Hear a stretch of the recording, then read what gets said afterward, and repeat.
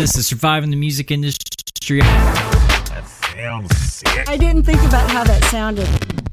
Oh, cello! Just another episode of Surviving the Music Industry. SMI, I like to call it, in my bedroom of me and alone right now. I'm Brandon Harrington. This is my podcast that you guys are choosing to listen to, and I appreciate that. I feel the love and the energy, and I'm not this love and energy kind of person the more you get to know me, but it's nice either way that you don't want to feel so isolated in this time right now, that you want to feel like you have a voice of negative or realism in your head, maybe just for once. Who knows? But you clicked on it, and you probably want to check out a little story, a little conversation I had with Szlachetka. So here we are. Oh, how's everybody doing? Am I right? I don't know how you're doing in your headspace, but right now in Tennessee, it's kind of like we have the doors open right now. Some businesses are kind of opening, and society's kind of slowly getting together, and then we have this opposition that says stay indoors. I don't know where I am in this thing, so I'm kind of a ghoster. I'm happy to ghost people in situations. Hey, come to the show. Yeah, I'll be there. Never. I'll never go. That's not true. Sometimes I do go, but more often than not, I just kind of end up staying at home. All that to say, I'm kind of easy staying at home right now in this situation, and especially I'm kind of being a solo dad right now. The Mrs., the life partner, she had to go to Arkansas for her grandmother having emergency brain surgery. How intense and crazy does that sound? It's intense. On top of the Rona traveling all over the states. So my anxiety, my headspace is a little bit clouded right now, and it's tough to write songs. I'm really kind of discovering this creativity thing, let alone trying to make a funny video on TikTok. So, yeah, it's kind of it's a tough time for everybody. I mean, we're not all in the same ship. We're not all in the same boat. We're in the same storm, right? But some people have better umbrellas, whereas some people have a yacht. So, all that to say, I hope everybody's doing well out there. We can always keep the conversation going. Maybe shine a little light, have something up there. Go to SMI Podcast on all that social across the board. Of course, also go to smipodcast.com. We'll have stuff about Szlachetka, a bunch of other people in the past episodes. Go check that out. But again, in this age and time of isolation, it's tough on the headspace. I have people that already have. I feel like we live in a time of high anxiety, that everybody deals with anxiety, and maybe you don't, but you probably don't know it. But at any other point in time, people are more self-aware of who they are, and also more connected to compare themselves to everything and everybody else, which creates this high anxiety, or at least it does for me, for sure. And especially in this time of isolation, and some people taking it uber seriously, somebody not taking it so seriously. It's a weird dichotomy of people bullying each other. It's also a thing of, again, those people in extreme isolation, they're hurting in their mental headspace. I don't know, but I think the biggest thing is that we got to be here for one another, right? My whole thing with this whole thing is that I don't want you to be alone in your headspace, especially creative headspace. And then also there's a thing of getting to know pretty gnarly people like Szlachetka, past guests too, future guests too. But I think in this weird ass time, we can't leave people left alone in their isolation, and we can't make people feel like shit. Am I right? I did a grocery run not that long ago. Did the mask, did the gloves thing. I don't think I was like too crazy. But then there's people on the far, not political spectrum, but on the far right, that's just kind of like, well, it's Panama Beach. I'm going to show up in my trunks and get a head of lettuce and get some White Claw. And then there's me getting the essentials with the mask, and they're just looking at me, and I don't care what they're doing. And you kind of get the weird vibe. And also going down the aisles, what's the point of staying 6 feet away if the aisles are like 4 inches apart? So I don't know. It's this weird thing. We're all trying to balance this quote unquote like new norm, handle isolation. It creates all this anxiety. And I'm having a tough time, especially creating some funny videos on TikTok. And of course, try to create anything. The only thing that kind of keeps me going in the creative headspace is having these pretty rad conversations with people. But hope you guys can find a hobby during this time. Keep that mental brain kind of going. Don't drive yourself too crazy. Because it's easy to go there. All right? So reach out to us. SMI Podcast. Happy to have a talk. Kind of help people. I did a live Instagram thing. It was a totally random thing. Guy asked the question. I said, hey, let's do a live thing. Let's talk about it. And we did it.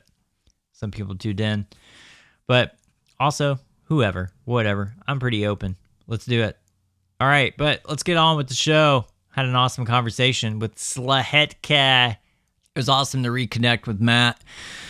Just for a little bit in the course of conversation. I've had him on Breaking Ground podcast I did for Zach Brown, and you can still go listen to that episode. He plays Lifeboat. It's off a new record that he's going to release one day. We talk about that anxiety and that mind fuck of a decision-making process to do that. Young Heart, Old Soul. It's coming out. I don't know. TBD. So Matt's figuring that out. We're all trying to figure it out. And so, patience, my young Padawan music lovers. And of course, Szlachetka. So, yeah, we finally got to connect. We tried to connect in March, go see a live show. I wanted to see the whole band, wanted to see the whole thing. That didn't happen because it was in March. Rona hit the fan. It's in like everything we all talk about, right? It's hard to get away from it. And it's okay. We're all in the same weather. Am I right? So I think Matt is doing his part, though. I think Matt is trying to help people stay connected. He's got a new show, Vinyl Recipes. It intertwines guests and him having a conversation over cooking, cocktails, playing music, deep diving into records. It's all about the human experience through the course of food, drinks, and music. And I think that's part of keeping the connectivity and humanity, people of like-minded vibes, I guess, and maybe not so like-minded vibes at the same time, but just staying connected. It's a new television show he's working on. Pretty proud of him for doing this. Check out where you can see all your local listings when it's going to pop up next. You can go to americanaconnection.tv or go to circleplus.com to see how you can connect and watch Matthew Szlachetka's Vinyl Recipes with guests in every episode and some cooking and some cocktails and music. Really, what can go wrong? What could go wrong? Nothing. Easy. All right, so he's working on this record, Young Heart, Old Soul. It's done. I've listened to it, and it is really good. I think this is Matt's best work. And so I think, to me, it's like a concept record. To him, it's not. We get into it. But it's through the life and journey and the things that he's learned through his time. So to me, it kind of sounds like a concept, but to Matt, it's different. But my first experience was listening to Lifeboat from the Zach Brown podcast, and he's been playing songs on his streaming stuff during this isolated time, and we talk about some of those songs. But he's also releasing Bullet Through the Wind with American Songwriter, some of my good friends over there doing a nice release for him. So you guys need to go over and check that out. It's coming out on Friday. You guys remember that song? I wonder what that person is doing these days. It's coming out May 8th, so be sure to go check it out on that Friday. Let's see, what else is Matt going on? Matt is kind of a little bit of a hustler. He's always has like tons of stuff going on. So he's got the TV show. You get to go check out Vinyl Recipes. He's got this album. He's trying to figure out when to release it. I think you guys can help him out. Let him know when you would like to release the record. But in the meantime, he's releasing songs. Bullet Through the Wind is the next thing. He's got some rad tunes on it. I really enjoyed it. I think all the best ways to connect with Matt. Of course, his social media, Szlachetka Music, across the socials, across the board. Check out his website, szlachetkamusic.com. Eventually, when we'll have tour dates, they'll be up there. But you can also get some Szlachetka swag. Check out some of his past records and music. But we have a great conversation about his life. We actually do the thing that the show really does. We tap into his life and his journey, his story, talk about his music and how that intertwines. It was great to reconnect. But here we go. We're diving into it. Matt. How's it going, man? What's up, buddy? Just making a little pot of coffee and getting ready to get fired up for some interview questions. Dude, that's it. I'm ready for this. You don't know how excited I am about this. Me too, man. I Yeah. mean, we had so much fun whenever that was. It was about a year ago Yeah. that we did crazy. the breaking ground thing. It really was. Yeah. That was a lot of fun. I can't wait till we can do shit in person again. Yeah, right? Human connectivity, face to face. We we have this like thing about proximity, or at least I do. Like I feel like if somebody stands like within 6 inches away from me, it's socially awkward and unacceptable. But I think in this current state, I'll take it. Absolutely. Yeah. Yeah. I mean, it's definitely the Twilight Zone. Dude, no kidding. A lot of good things are happening to you right now. I'm excited to see all this stuff kind of happening for you. Yeah, it's it's like it was going somewhere and then it came to a halt. I love that. Yeah, it was going somewhere. I'll touch on that when we get into the interview question. But I appreciate that. I appreciate you, paying attention to what I'm doing and appreciating and loving what I'm doing, man. It's mutual because I think all the programming you've done is just great shit, great content, Yeah, it is what it is. I feel like most creators, I guess when you get to a certain point, you just kind of enjoy making the things that you do and you put it out anyway. Totally. Absolutely. But dude, where are you calling from? I am at my place in Goodlettsville right now. What about you? Okay. So you're in the Nash area? Yeah, I live in Whites Creek. Nice. Oh, so that's right. So you're like pretty close to like what, Fontenelle? Around there? Oh yeah, that's it, man. But I enjoyed the at least the last time we hung out, and we were working on a live show back in March, and we were going to try and hang out then, but then the Rona hit the fan. So yeah. But pretty soon we'll get to that. But I do know when we hung out that you lived in LA for years, but you're not from LA, right? No, I grew up in Western Massachusetts. Massachusetts. Do you know, and I'm going to totally going to do this to you. You know when you talk to somebody from Australia and you ask them, hey, do you know Keith Urban? And chances are they don't know Keith Urban. But Keith Urban. Yeah, you can. Yeah, you can. But so I had just hung out with Mark Arelli. He's like in your genre too. Oh, it's funny you brought up Mark Arelli. Like I've met him a bunch of times. Fucking great writer, motherfucker of an artist, great sideman too. He's like the triple threat. Yeah. The last time I saw Mark was at Americana Fest. I was doing red carpet hosting duties for Diddy TV. Oh yeah. And I interviewed him for Diddy. But Mark actually, funny that you bring him up because we actually went to the same college. Oh no way, dude! I had no clue about that. That's amazing. Yeah. Huh. He's older than I am. I think he's like mid to late 40s now or something like that. I graduated college in 2002, but we went to this small liberal arts college up in Maine called Bates College. And, when I was at Bates, he was already, doing the music thing. And I don't know if he had started playing with Laurie McKenna yet, but he was definitely like folk circuit, like, touring all the time. And he played at Bates a few times. And, I've loved his music for like a long time. And he's a great artist. Yeah. He had some nice things to say about you because that was my first time hanging out with him doing this thing that we're doing. Yeah. And yeah, I mentioned that. But the thing that amazes me about you New Englanders, or at least you fake ones, which I think you're a fake one, you can pronounce your R, like, which is pretty amazing because even Lori McKenna kind of lets that down by the harbor. She lets that slip every once in a while. But you and Mark, I should say this. okay. I should say this. I forget. I think Mark did grow up somewhere in Eastern Mass. There's a, we have the Mason-Dixon line, but then we also have the East-West line of Massachusetts, and that line is pretty much Worcester. And so that's like the dividing point, whether you have an accent or you don't have an accent. So I grew up 20 minutes north of Hartford, Connecticut. Oh, It's like right on the Connecticut River. So like the Springfield, Northampton area. Yeah.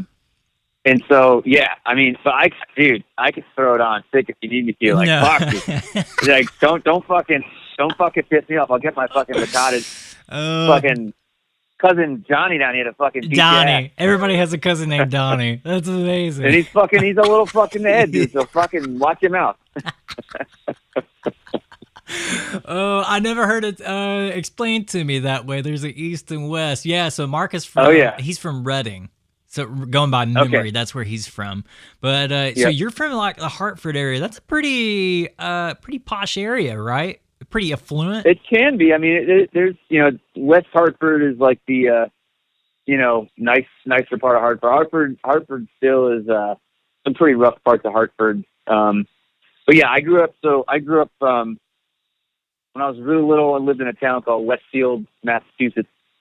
And I was going to elementary school in Northampton, Massachusetts. And then after elementary school, we moved to a town called Longmeadow, which is a suburb of Springfield, Massachusetts. And that's where I spent, more of my younger formative years.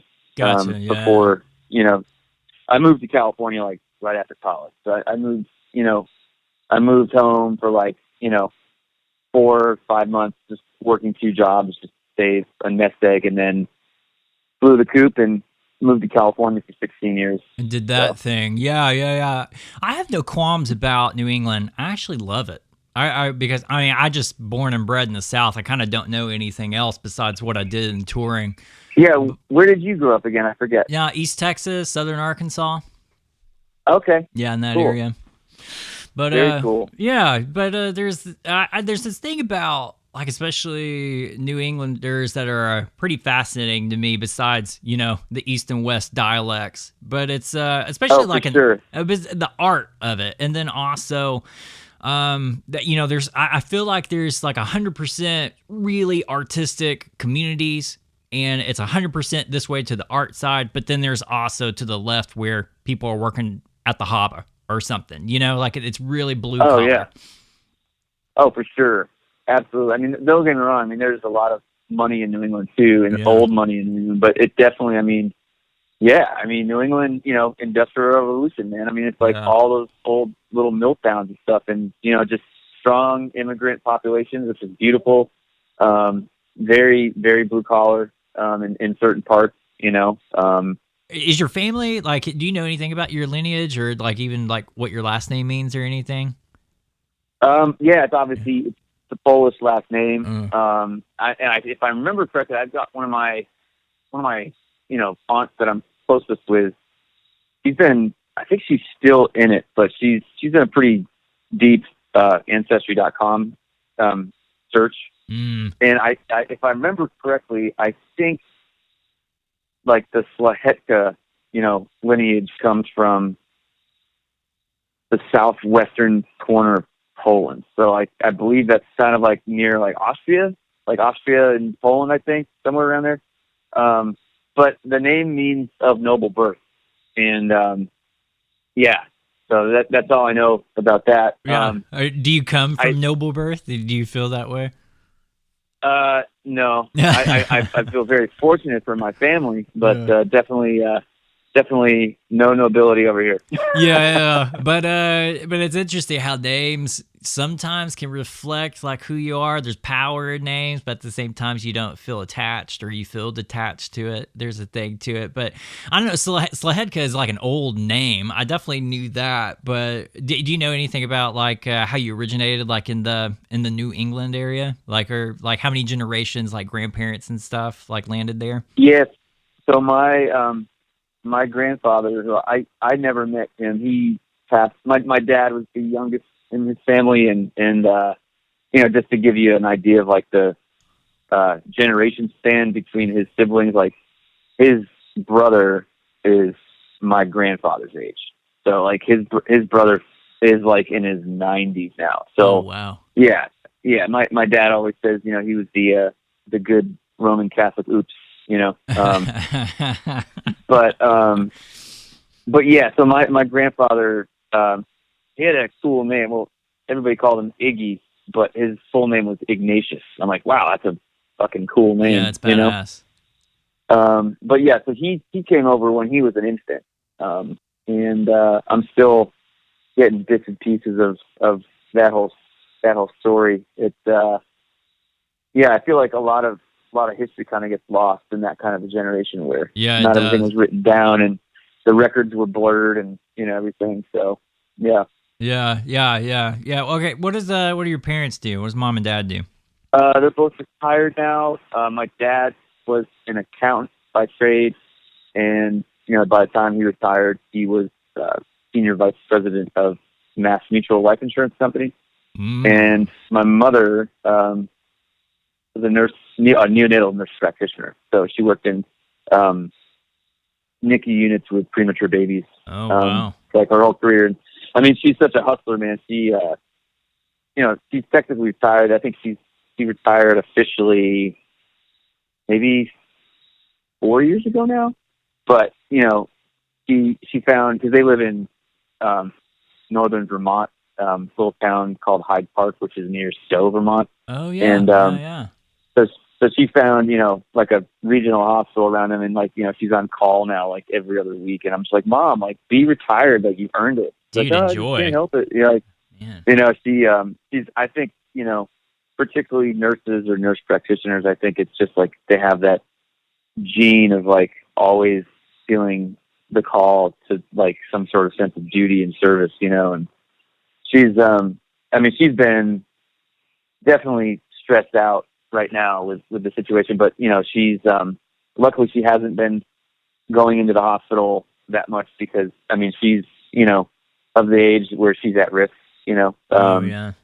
but she's just been making face masks like all day, just like getting Awesome. face masks out to people who need them, and just doing other stuff to still feel like she's helping out and stuff. So yeah. Okay. All right. Home life seems normal, though. Dad's an accountant. Mom's a nurse practitioner. Pretty normal childhood, right? Nothing crazy. I mean, totally. I mean, so yeah, we moved to Long Meadow, and that was like the birds. Like the house in Westfield was like definitely in the country. Like our neighbors were like dairy farmers and stuff like that. And so, we moved to Long Meadow when I was between 12 and 13. So, before that, like growing up in the country was like amazing because you had like, we had like a pond in the backyard, a stream, like, huge property. Like, it was like growing up in a Robert Frost poem, you know what I mean? Right. Yeah. So, and it's like little things like that, like, of course, when you're in it, you don't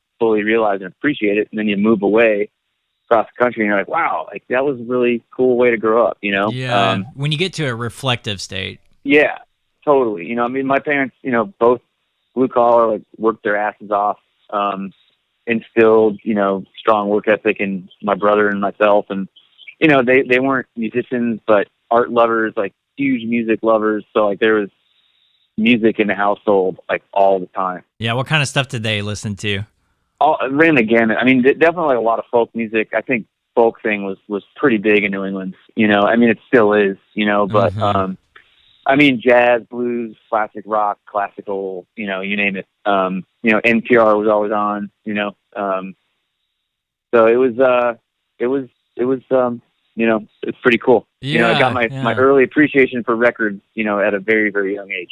you have like all these different influences. I feel like most people of our generation like have. Like, so when you started collecting your CDs, like, or whatever, you had that notebook of things. Like, you had multiple cross genre stuff, right? Like, you probably didn't even know what a genre was. Like, it was just this that had in a CD case. Yeah, it was kind of. I mean, honestly, like one of my biggest complaints about, I guess, having so much access right now with music is like there's so many like finite labels for genres. You know what I mean? It's like, Yeah. I mean, I'm super appreciative of like the Americana Association, like that whole scene, but it's like, dude, it's like we have to call rock and roll Americana now, and it's like just call it fucking rock and roll, and Bro. it's like, Thank you. And and I'm just like, I don't know, like whenever the distinction became between like rock and roll and rock, or like, it's just like, dude, it's rock and roll. It's all the same thing. It's just, this one's got a little bit, different flavoring in it. That's all. It's fucking rock and roll. Yeah, I share that. I share that same sentiment too. Like I don't know where this division in the Gen Pop's headspace of like we had to make a division of it. Yeah. And I don't, which I've never understood that. And even as an elder millennial, like I just still don't see a genre. And so it's funny, like when we like divide these things into now Americana or rock versus rock and roll. Yeah. To me, it's just music. I don't know if that's the musician brain that I have or that we have maybe. And we just do this because of the Gen Pop. I don't know. But it seems like there was a division when we all started like coming up into music and doing the thing. But I feel that pain. I understand that for sure. But all right, but you said you went to college too. So did you go to Bates College because of music? Did you do that route? I went to Bates College thinking that I was going to be a psychology major. Oh shit! Oh man! And I took Psych 101 and I hated it. And then I think some point within my sophomore year, I just had the coming to Jesus moment. Like, I have to study music, and I just that's what I did. What was that though? Like, what you did know, like the place and the time, or the like what that situation was? I think it was just like I'd always felt passionate about music. I think deep down I was kind of knew that's what I wanted to do, but I mean, the one thing with New England, though, I will say, like, growing up, like, is definitely a proponent of, like, there's the path in New England. And it's like the path in New England is like you go to school, you play sports, you play an instrument or whatever, you do other extracurricular activities, you go to college, and then after college, you either, you become a doctor, lawyer, you go into marketing, you go into finance, you get some sort of corporate job. You know what I mean?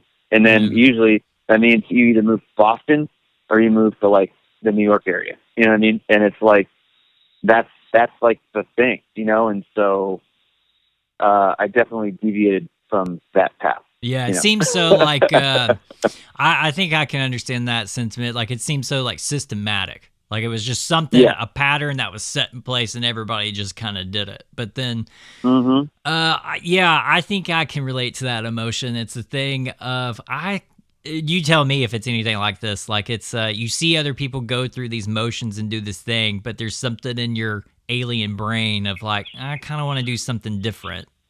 But I don't know what that is. Like, it's almost hard, like, to put a nail on it. Like, you just know, like, for me, it was music, and I'm sure it was for you, it was music, but it was the thing of, like, it's just this, and there's kind of nothing else. Were you writing songs, like, all the way, like, through this point?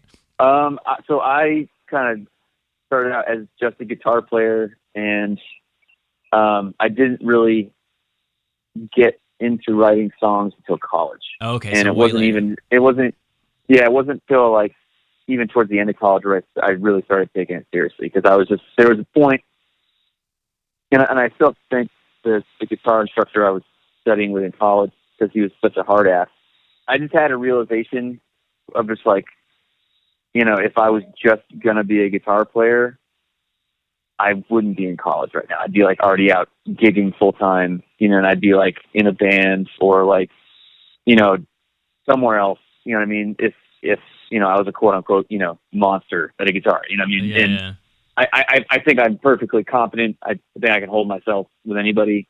But, I don't just consider myself a guitar player because, there's a million guitar players that would just smoke me, Yeah, I understand that. But I was just like, man, I have to be able to sing and I have to be able to write a song. Like, I can't just be a guitar player. I have to do that. But at the time, you didn't know it was a songwriter thing. You didn't know, like, you had this, like, artist mentality in your head, right? Like, you had more For sure. than to offer than just playing guitar kind of thing. Yeah, totally. But I mean, there was a period where all I wanted to be was a guitar player. I wanted to be like that lead guitar player in the band, or But I remember there was like when I got really into songwriting more in college. I remember one of the last lessons that I had with this guy, and we still keep in touch. He's an awesome guy, and I learned like so much from him, and I'm still thankful this day that he just kicked my ass. Yeah, who was it? But this guy named Ken Lebrecht, and he still lives up a Maine. He gigs out, he teaches and stuff, and I learned a lot from that guy. But I remember asking him, and just being really interested. But I was like, "Hey, like, can you play me something you've written? I would love to hear it." And he was like, "What do you mean?" I'm like, "Well, don't you have a song like you've written?" He's like, "No." And I was like, "Oh." And then I was just like, that was like, ding! Like I have to start writing and just have that be where a lot of my efforts lie, Yeah, right. Yeah, so you got this inspiration or something, so like some switch in your head said you wanted to start writing songs at that point. But what kind of stuff like were you writing? Were you like thinking more like poetic, or were you trying to like copy like a Jackson Browne kind of thing? Like, what was your mentality like doing that? I think early on, the writing was definitely like more all over the place. Probably more guitar driven. I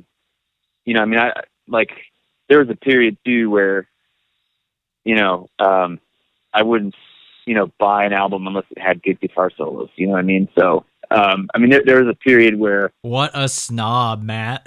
You know what I mean? It's like, oh, it doesn't have any good guitar solos. That record sucks. I was that way too. Like, yeah, 100%. You know what I mean? Oh, dude, 100%. So funny.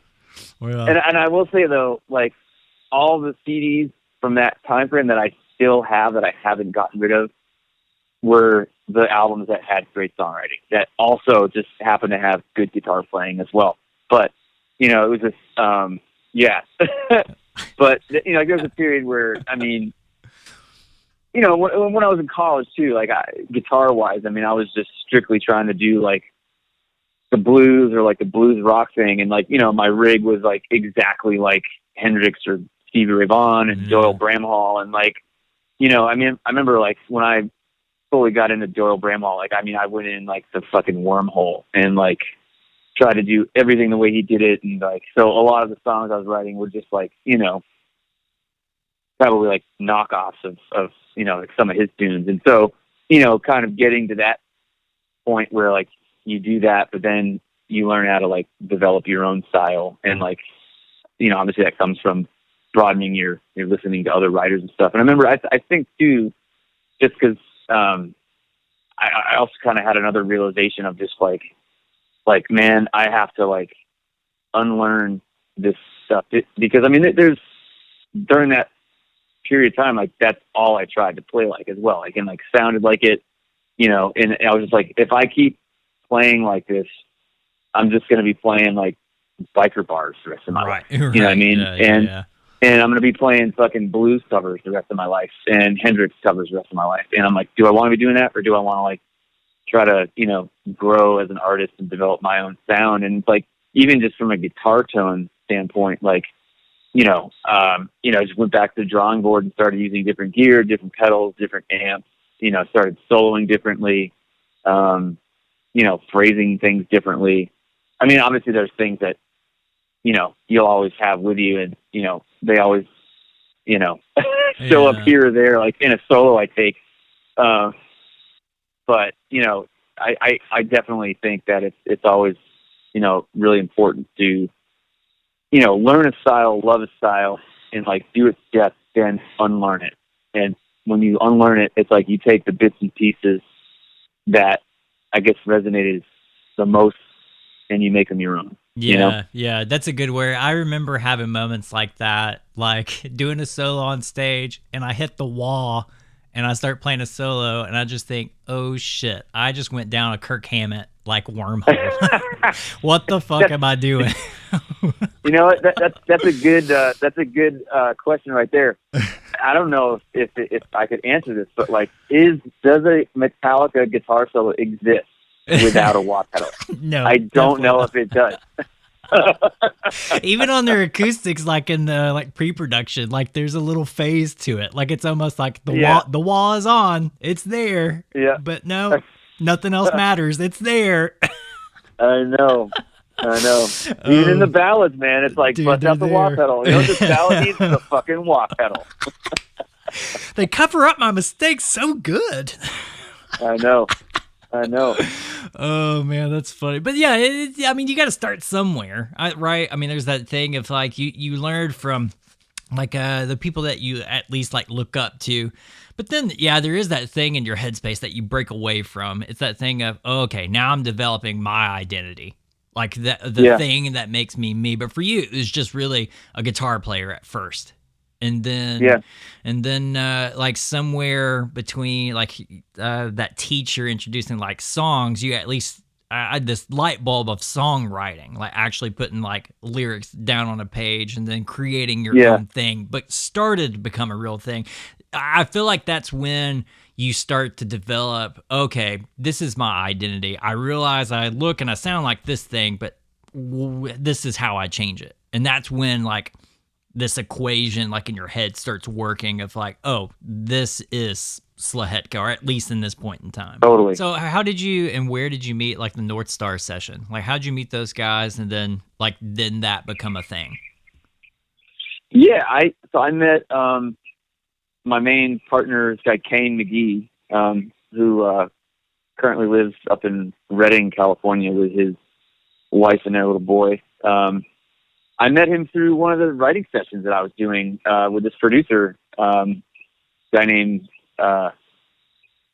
Kirk Leroy Miller, who I think he's living in Montana now or something like that, or somewhere like that. But him and Kane throughout their stages of their career played together in and out of bands and worked together and stuff. And I remember the first time I was writing with Leroy, Kane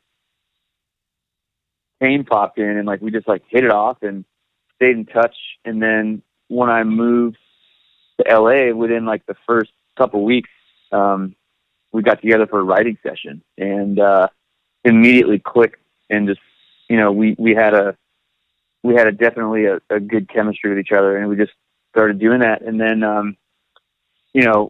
we kind of started as a duo and then brought in some other members and just kept doing that, and we were together for I think 6 or 7 years. Yeah, it was a long ride, man. Like it was was that like the first go at like doing the thing, like when you landed in LA? Like was this like you had this co-write, or did you had to try a couple of things? Yeah, for sure. We had some decent song placements and stuff like that earlier on in the band's career or whatever. But then, I think it was 2010. That's like when we just between 29 and 2010. That's like when we just started touring like nonstop. That's when it got heavy for sure. Okay. Yeah. And I mean, we were doing, 150 to 200 dates a year, Yeah, right. Predominantly in the West Coast. Every now and then we do like a Midwest run, or like once or twice a year we'd go do like a Northeast run, so. You did 2 or 3 records with them. I mean, it took 7 years of your life to do it. And it got you on like TV spots. I watched that Parenthood episode last night, actually. And then, but I mean, a SAG card, hello. And then there's the thing of, I don't know. I wonder if you feel this way. Like looking back at it, do you kind of feel like it was a waste of time, or it was like a eventful time, or it was supposed to happen, or was that an important piece of your life? Like, what was that point, especially North Star session, for you? Oh, I have no regrets about any of it. And yes, there were. I mean, there were. It was the full roller coaster, man. I mean, there were amazing times. There were times where I was ready to split my wrist. You know what I mean? Yeah, right. And that's the nature of being in a band. I mean, that's the nature of being just in the music business in general. Like, I mean, I've had moments like that during my solo career. I'm like, oh my God, like this is brutal, you know? Yeah, but being in a band to me, is like significantly harder because.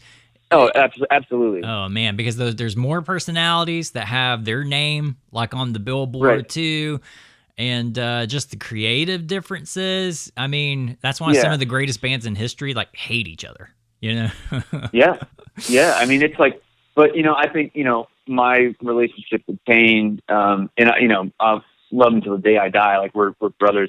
I wish that we got a chance to chat more. I mean, it's just life gets in the way. He's a dad now and stuff like that. But I mean, man, I learned so much from that guy. And I mean, I learned so much more about recording from him. Like, I definitely liked the first half of the time frame of that band more than the second half, because like it was more like just that like mythical kind of like honeymoon phase. Oh, bro. You know what I mean? Where it's an adventure, it's fun, you're growing and you're learning. Yeah. It's amazing. We were literally writing songs. If we weren't writing songs every day, we were writing songs like every other day. And it's kind of like, I don't want to say right place, right time, but it kind of felt like that because the time frame of that was like also like the peak of like the hotel cafe days in LA, which was like, I still feel super lucky that I was able to be part of that scene, which also parlayed into this other club called the Piano Bar, which is no longer there. It's bulldozed and now looks like some douchey Las Vegas type building. But, it was a thing where like every night of the week, like it felt like our generation's Troubadour. Right. Really. Yeah, you know what I mean? And it was like every night of the week, it was packed. Didn't matter who was playing. Like people were there. They knew that whoever was going to be playing there was going to be good. And, they did, usually 4 to 5 shows a night. And it was a scene, and it was a really cool supportive scene. And so from hanging out in that, like we got, I don't know if you, saying that they were managers early on that's being a very generous, that's a very generous term. But we, this couple approached us about managing us, and, they lived in the hills. They had a shit ton of money, and they were like, yeah, we really love your guys' stuff. Like, we'd love to talk to you about management. And so they basically rented a house for us in Laurel Canyon, Shit. Up the street from the Laurel Canyon Country Store. And so, because we were just like, look, like we have the self-reliant capabilities to like have our own recording studio, and like we could start bringing in other artists and like producing them, and like we could just produce our own content and keep pumping out our own stuff. And so they leased out this house for us where we literally just used it as a studio. And so that's where we recorded our first full-length album. And so that was just like, I mean, it was just so fun. It was like, I lived down the street in West Hollywood at the time. I mean, it was like as LA of a story as you could get. Oh, dude, you know what I mean? It was just like, it was the thing. But like back then too, like every other week, like new acts were getting signed out of Hotel Cafe. Like everybody was getting song placements on TV shows and stuff. I mean, it was like, and then, year after year, it all kept, fizzling out and spinning out. But yeah, I learned a lot from Kane in terms of like, he definitely helped me get to become a better writer as well. And just, he definitely got me thinking about more things than just guitar, Yeah. Kind of broaden that brain. Yeah. Which I, desperately needed, you know? Yeah, I love it because it is a classic like LA story. The only thing missing is like joining a cult, which I kind of thought it was going to become like a Hotel California kind of thing. Like you're living with the family. Bro, that's amazing. I mean, everything like is so serendipitous. And I always have this feeling when I hear this part in the story, like everything's good in the band and you're getting momentum. I mean, you're getting placements, you're getting, I mean, you make an actual TV appearance on one of my favorite heart-crushing shows ever. That's why I can't watch This Is Us anymore, because my soul just can't take it anymore. But the thing of, you got so much momentum, why stop at a good thing? I mean, was it just like a time to stop in your head? Or because eventually you go into Matthew Szlachetka rather than the North Star sessions, you know? Why stop on a good thing? Yeah, it was, I think it was a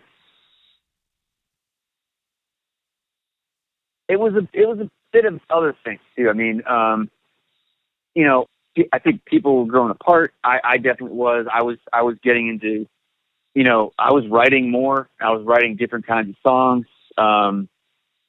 And, you know, I was in a situation where I mean, I think every band at some point sours, honestly. And I honestly, like, maybe this is just like a pessimistic looking at things or way of looking at things, but I honestly think that bands don't work. Yeah, I agree. Yeah.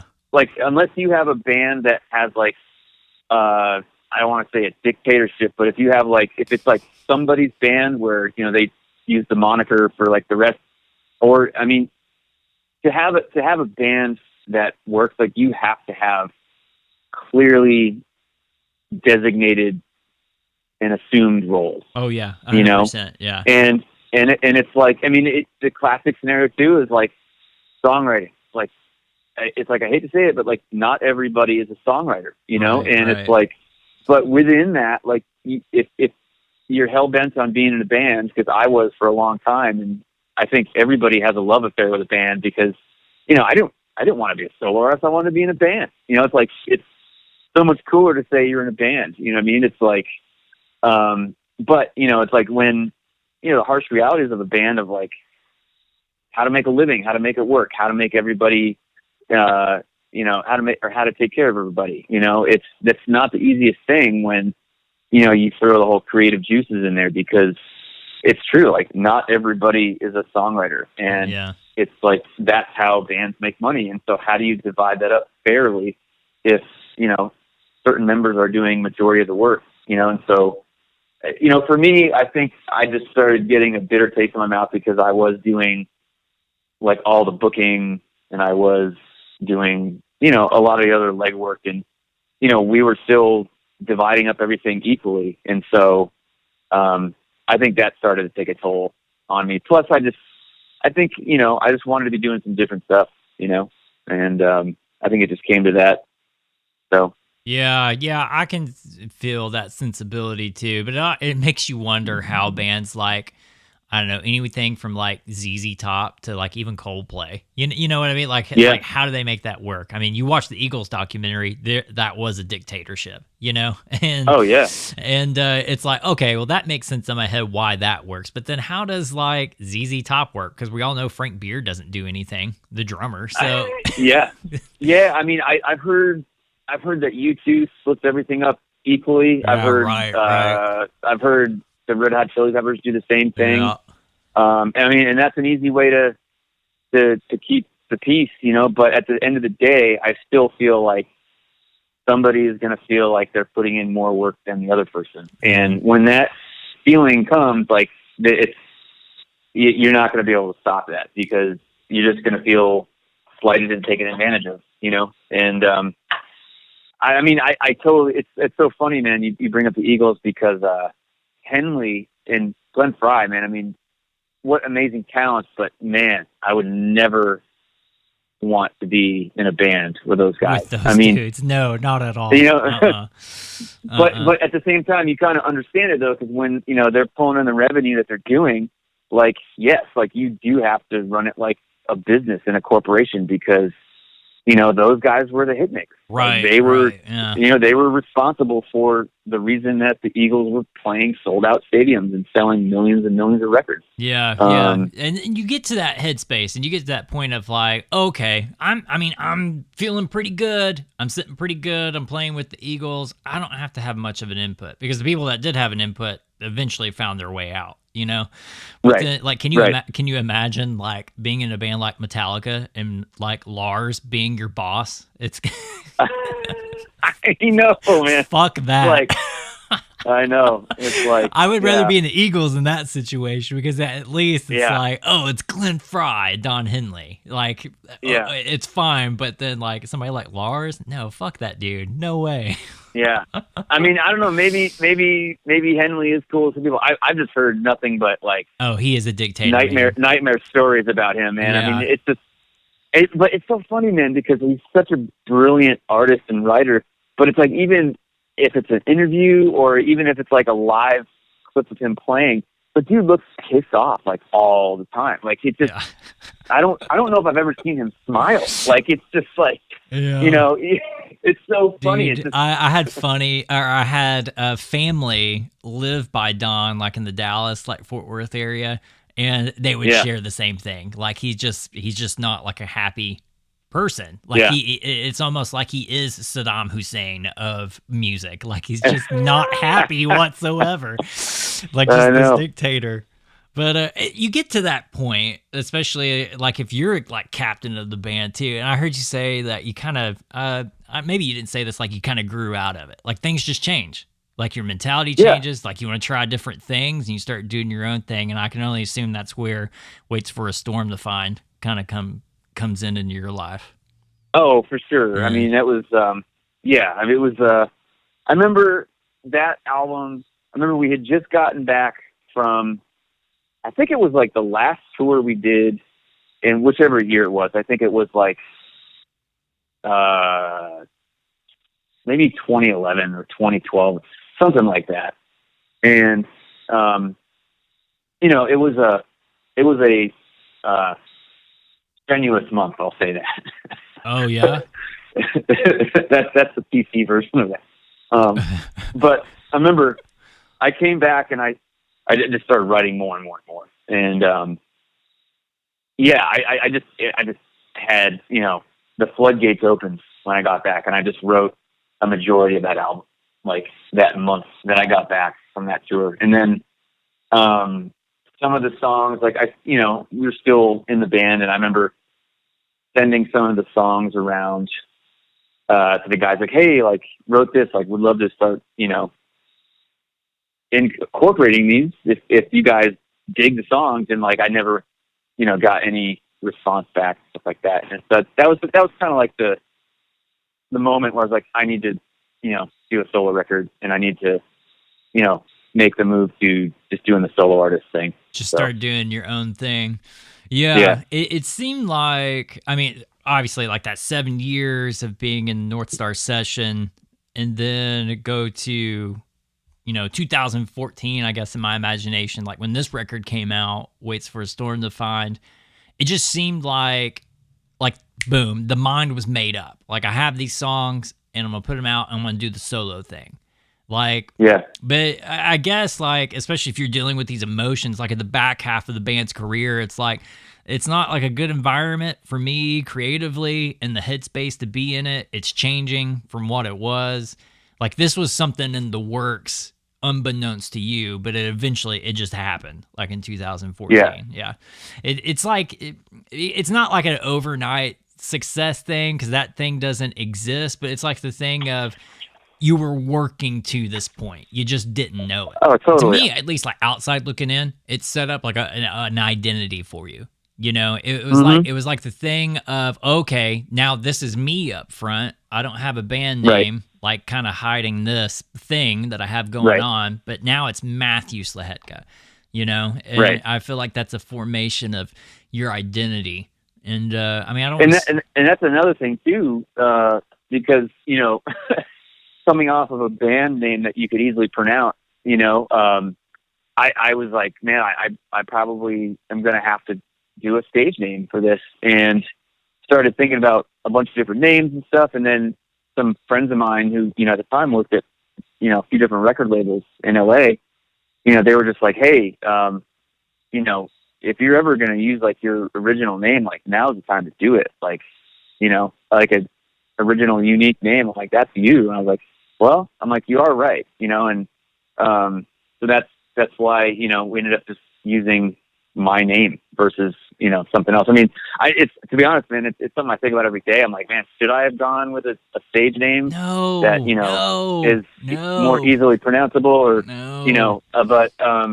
so it, and that's like why for the second record, we just kind of went with the last name just to like beat people over the head with it. I love it. Have that name recognition, Yeah, so. I love it. And the first time I met you, I mean, I love jokes and I can never be offended by anything. But I remember like one of your jokes when I was trying to pronounce your name for like the first time in person in front of you. I should have went with an easier name or something like that. Yeah. And the more I thought about it, yeah, that's kind of funny. But then there's also a little bit of a dark comedy behind it too, because that's like your identity. And like you just said, like you kind of wrestle with it too. I mean, my affirmation is like, bro, stick with it because it's awesome. It's unique. I think it's badass. Nobody has it. It's awesome. But in your headspace, it's like a little different gravity to it. Like, because it's part of your identity. People can't pronounce it. If people can't pronounce like you, do they feel like they know you as a person or a human being? I feel like that's a piece of it. But I mean, that can really like fuck you up in the head, especially messing around with your identity. Totally. I mean, when you're, working just all the time on, building your brand, building your markets, like, getting your metrics up, it's like, is there potential, name prejudice where somebody looks at a name and they assume what it's going to be versus looking at a name and not knowing what it's going to be, And so, being in a rock and roll Americana genre, like Szlachetka is not a typical name you would see in that. So, is somebody going to think, what is this, like some weird like polka spin-off band, or is this like, what is this, And so I don't know. I mean, like I said, something I grapple with every day. And to be honest, like there was a period where when we were still, I think, final stages of mixing this new record, which is, I don't know, hope I don't know when it's going to come out now. But I was like, man, is this the time where like I, release a quote unquote, side project of Szlachetka just to like mix it up and like, but some people who like the woman that does social media marketing for me and stuff like that, she was just like, no, she's like, all the money and time spent building your current brand and name is like, that all starts over if you, do a side project now, and I'm like, you have a point, and with all the assets that I've already built up between, any of the press or like any other, videos that I've, created so far from, like the, like Telefunken videos or like the Martin guitar videos or other, other kind of cooler produced videos like that. She's like, that all goes out the window. Like if you're trying to send booking emails now and like sending links of, what do they sound like, Right. It's like that whole new introduction thing. I fucking love it. But I appreciate that. Yeah, dude, stick with it. Yeah. Now I just need like 30 or 40 million other people that have that mentality to be like, there you go. Hello, Wembley. Oh, that's amazing. This album, Heart of My Hometown, like I feel like this is a pivotal moment because you had David Bianco like produce this thing and do what a fucking name to have like behind the record, because Wildflowers, Tom Petty. Yep. Dude, is one of my all-time favorite records because of the sound. And like this dude worked on this record. This was, I feel like, a big momentum thing for you. Totally. It was, working with David Bianco. What a experience. It was something that I will still always cherish, going to the grave. I mean, I learned so much from him. Man,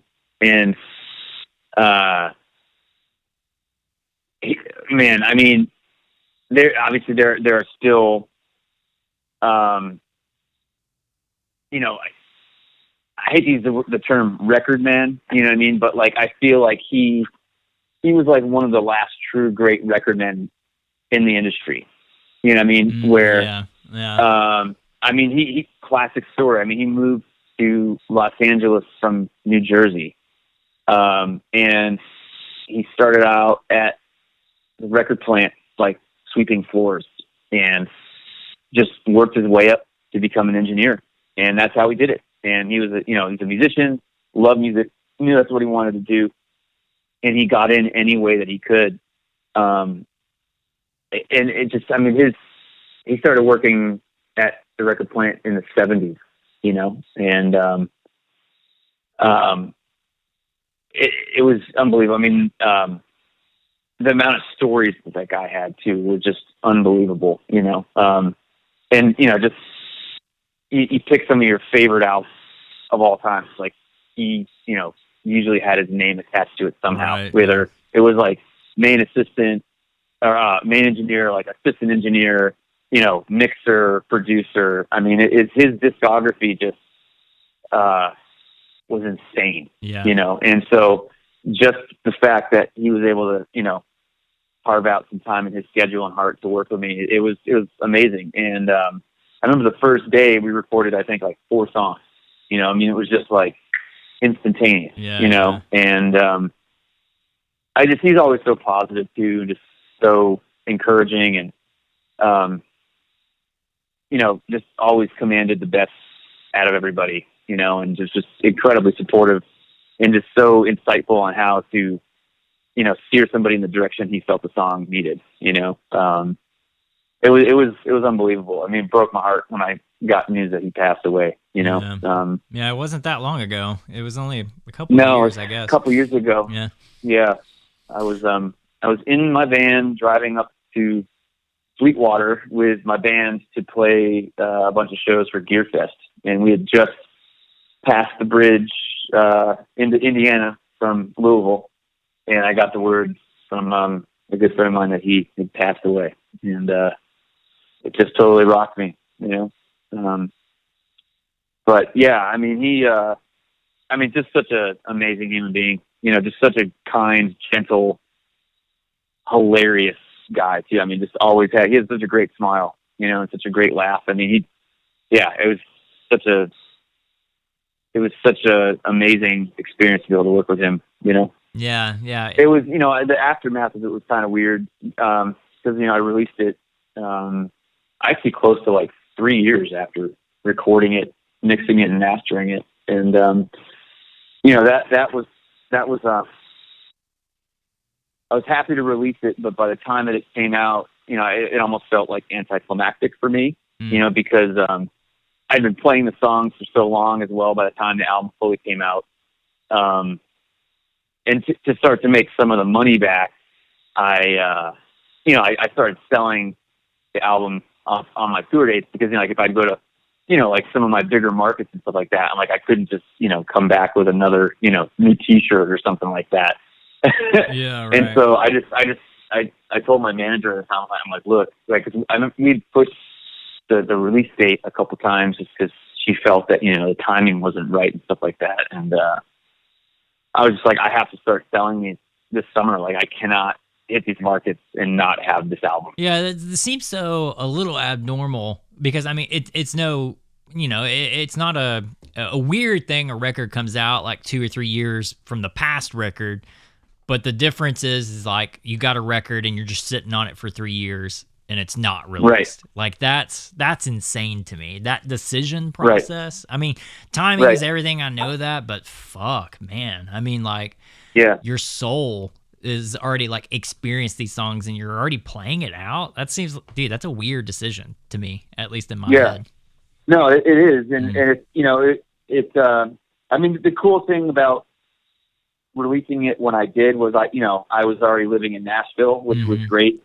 And I mean, moving to Nashville has been like night and day from living in LA in terms of like career advancement.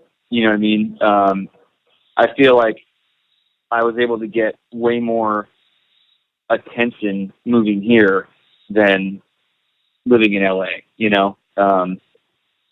which has been great. And I mean, who's to say what would have happened if I had released that album when I was still living in LA? I don't know.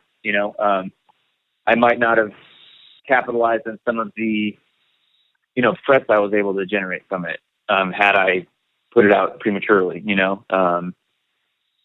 but I mean, all I can say too is that album got me here, and it got me to where I currently am. And, it got me to the place where, I'm, getting ready to release this new record that's coming out. Whenever but it's I just put out. yeah. And it's so funny, man, because it's a classic example though of like every step along the way, like you're learning, and it just makes you who you are now. And it makes you, stronger now than you were then, Yeah. You learn from those things, but then some cosmic god sprinkles the Rona and it hits the fan. And then it's like, well, I got this new record now. I'm assuming it's done, like it's finished.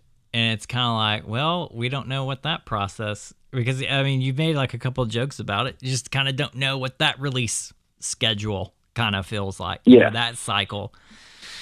Yeah, man. I remember listening to Lifeboat and thinking, oh, this record automatically feels different than Heart of My Hometown, And I heard you play Old Soul online a couple nights ago. Yeah.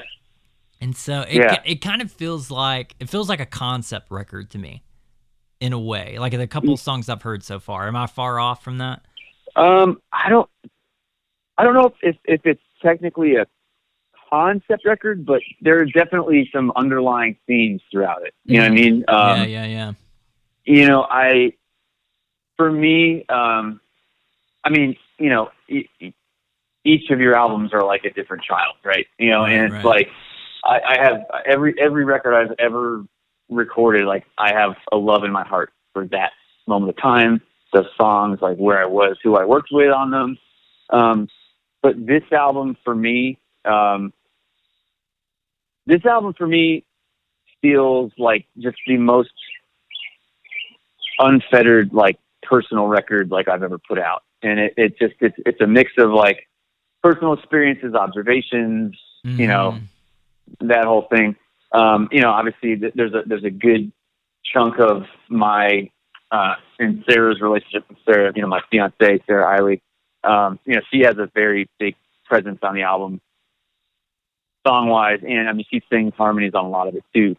But it's just, I think it's just, it's probably the most honest writing I think I've ever done. Not that, I always strive to be an honest writer, but I think there's just even more of a personal honesty within these songs of this album, and I think, a big underlying theme of the record too is kind of like just our current state of affairs in the country, of like how, polarized it's become, and I think as a result of the amount of touring that I think, one of the biggest things I take notice of, is that, we're nowhere near as polarized as we're being made out to be, and I think at the end of the day, like everybody wants the same thing. And I think, it doesn't matter if you're on the East Coast, West Coast, North, South, blue or red states, like, people are a lot more similar than we're being made out to be right now. And I think unfortunately, because of certain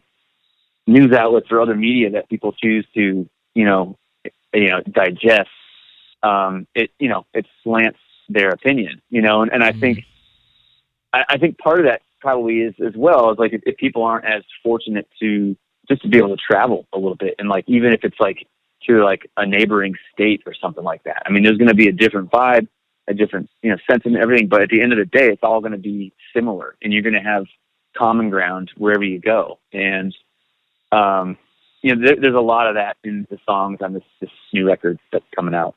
So, because I feel like I would feel this way of like, people are scared of new experiences, and they definitely don't want to be forced into something. But if they actually like walk into it, it's like, oh, they can actually have a little empathy for X group of people, or black or white, Mexican, Hispanic, or whatever that feels like, because the divisiveness that we have like in the country, right?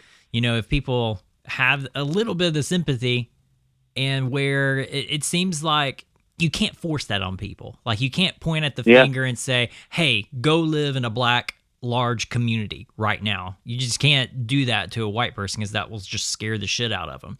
But I feel like music is like that cool thing of like, you can like share that with them, and there's like a little bit of gracefulness to that, right? I feel like that's kind of like what you're saying a little bit for this record, that because I remember listening to Lifeboat and having that a little bit of that mariachi, like Hispanic flavor to it, and those like influences, especially living in Laurel Canyon. Like, it's okay, I don't have to live in Laurel Canyon, but I know what that is. I've been there. I've had the awesomeness to like be there, but I necessarily don't have to be there because it's in a song, and I can experience that with you and understand this community and that feeling in your headspace. And that same thing with like Old Soul too. Because well, I mean, one of the main lines of Old Soul, the one that I wrote down first, was "There's a place for you here," you know? And I remember I was at the American Legion on a Tuesday, for Honky Tonk Tuesdays.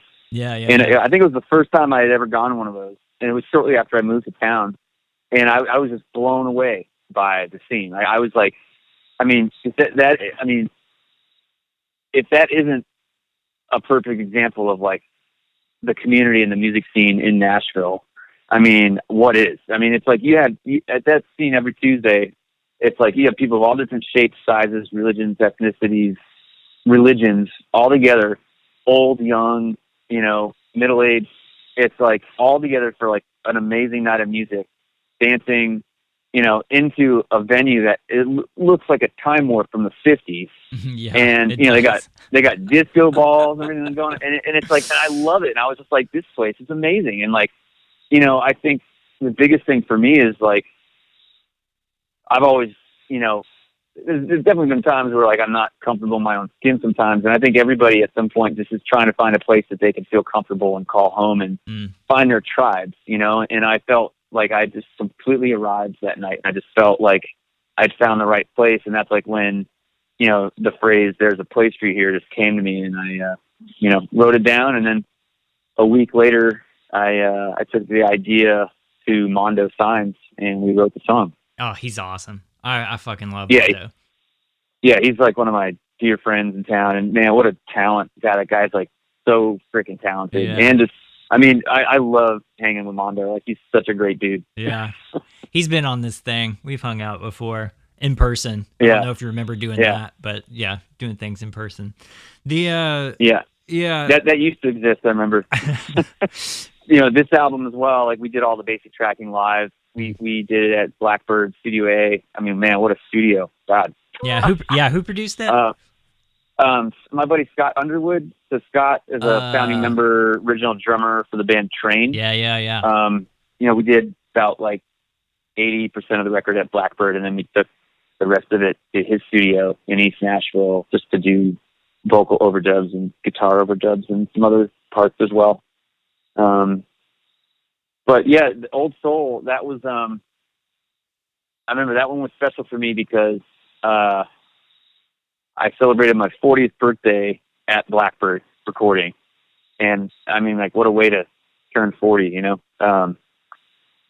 like, one of the best studios in the world. But the night before, I think we had recorded basic tracks for like 3 songs. And I was like, I really wanted to get 4 that day just to like stay on task, and, it was super late, and I was just like, screw it. I'm just gonna try going for Old Soul because, I did the guitar and vocal live, and then, we literally just had Mondo sing harmonies on that after, and then Scott put some really cool, just kind of like textural, treatment in the mixing on it. But I remember just being like, screw it. If I'm already spent, like, I'll come and do it tomorrow. But, it was around, I think, 11 o'clock that night. And, I initially just wanted to do it without a click. And then Scott was like, hey, just try one with a click. And, if you don't like it, we'll just do it again. And so we did one pass with a click that was like, it was okay.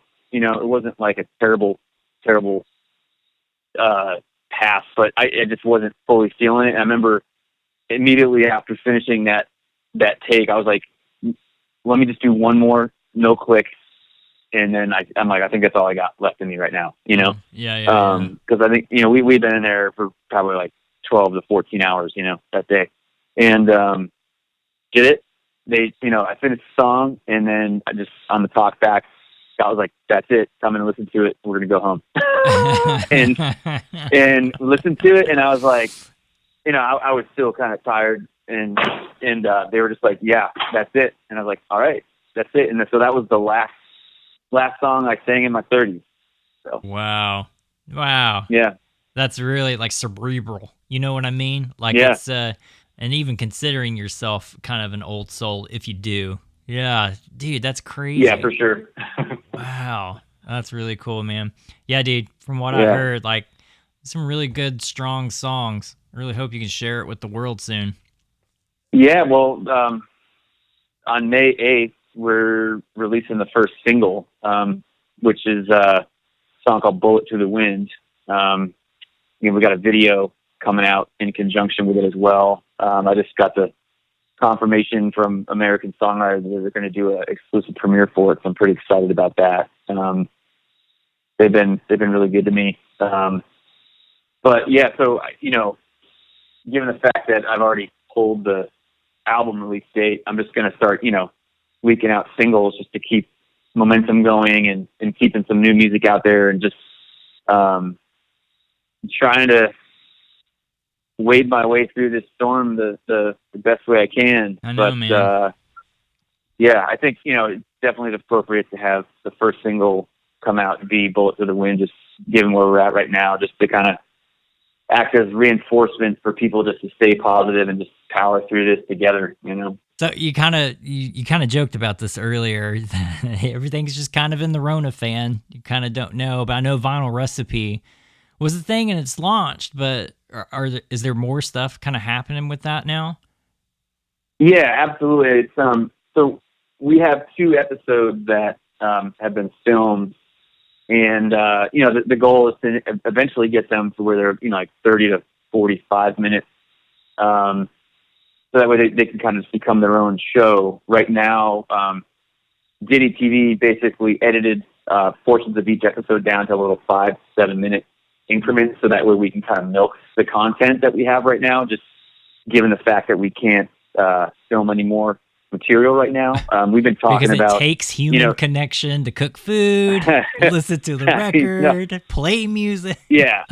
I mean, depending on how long this carries out, I mean, we've talked about, you know, like a temporary fix scenario where, you know, I just send in, you know, a bunch of different iPhone clips or something like that, and then they edit, you know, content if you know, quarantine lessons a little bit where, you know, like a handful of people can get together, and so it's safe for, you know, us to be in a kitchen and like listening to records and playing some guitars together.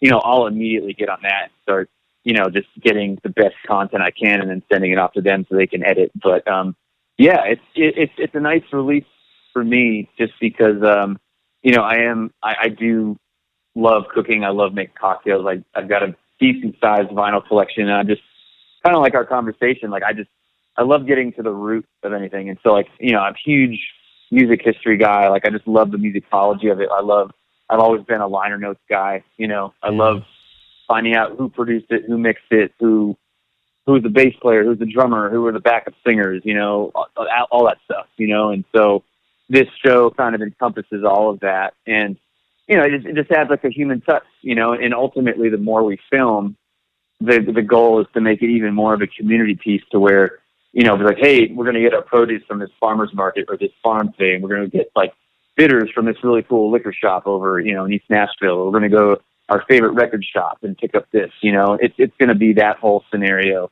And so you get a little bit of, you know, I mean, I by no means am trying to come off sounding like I'm a chef or anything like that. I'm by no means a chef, but I love to make food and I love to entertain, and, you know, I love to learn from other people and love to just try to pass on any cool info to any viewers that we can get. You know? That's cool, man. I love the idea because I feel like if I was doing something like this, oh yeah, let's go get this cool bitters, and we go to a dollar store like on like over there by 5 Points that gets robbed every day. Yep. Let's go, Matt. Let's do this, dude. That would be our episode. Yeah. That would definitely be it. No, it sounds like it's a Anthony Bourdain kind of thing of human connectivity. You have some mutual things, and I found this like during this thing that once you get outside, of that superficial bullshit, like, and you dive into the liner notes, that's when it's like, oh, you can really get to the heart of it. You can like touch on identity and just all these other like deep heart things to it. But there is something about connectivity with food, music, and especially if you throw alcohol in the mix, fuck yeah. Yeah. So you got something. I've seen you on TV doing the thing. So for whatever that's worth, you got it. You're doing it. I appreciate it. Yeah. It's like, it's, like that's, as we were kind of talking about before, like maybe that's the current pivot, since we can't get out there and tour, to do the thing we've been used to and the model that you've been used to from what you've created and set up.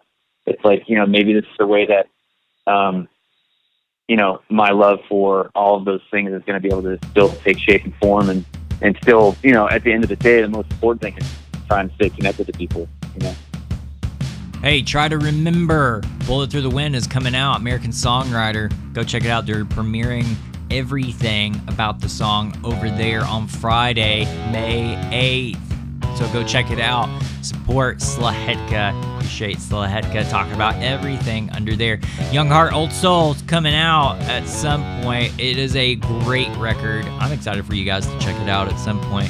And then, of course, Vinyl Recipes episodes are being releasing. He's talked about the thing. He's doing the thing. Be sure to go to AmericanaConnection.tv, CirclePlus.com. And I bet you can check out stuff from his website as well, SlahetkaMusic.com. But also give him a follow, Szlachetka Music, on those socials across the board. Man, wow. It was great to connect with Matt. I love talking to Matt. He's a great dude. Really want everything awesome for that dude in his life. All right, everybody. This is it. This is the end of it. As usual, I'm going to go through the thing. Add SMI Podcast on those socials across the board. SMIpodcast.com is how you can connect to us. On our website, there is a handy-dandy email link. If you guys got something to send, some love mail, hate mail, but maybe don't send the mail. It's a little creepy to see man on my doorstep, so don't do that. Let's see, is there anything I always like to say? Oh yeah, the same thing. If this episode meant anything to you, you enjoyed it, you just want to share it with a friend, share away. Maybe it means something. Maybe we touch something in the heart that you know somebody that could connect to.